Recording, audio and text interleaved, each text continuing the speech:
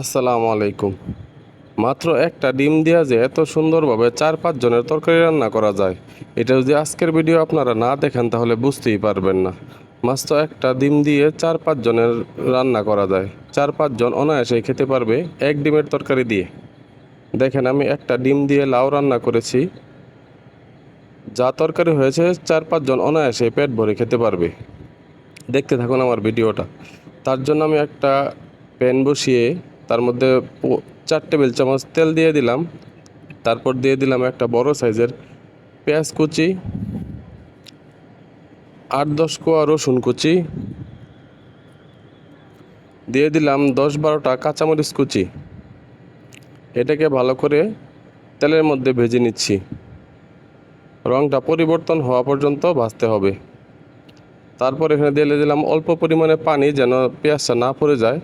দিয়ে দিলাম স্বাদ মতো লবণ, 1 চা চামচ হলুদের গুঁড়া, 1 চা চামচ ধনিয়ার গুঁড়া। বাস, আর কোনো মশলা দিব না। এই কয়টা মশলা দিয়ে আমি এই তরকারিটা রান্না করব, কিন্তু স্বাদ কিন্তু কোনো অংশেই কম হবে না। মশলাটা কষানোর জন্য আমি ঢাকনা দিয়ে ঢেকে দিলাম। তারপর ঢাকনাটা খুলে মশলাটা ভালোভাবে কষিয়ে নিচ্ছি। তেল উপরে উঠে আসা পর্যন্ত মশলাটাকে কষাইতে হবে।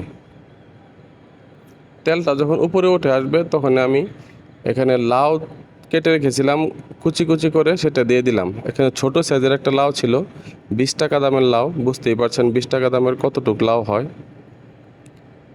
এই লাউয়ের ছাল দিয়ে আমি একটা রেসিপি বানিয়েছিলাম, সেটাও আমি দিয়ে রেখেছি, আপনারা চাইলে দেখে নিতে পারেন। লাউটা সিদ্ধ হওয়ার জন্য আমি নেড়েচেড়ে ঢেকে দিলাম।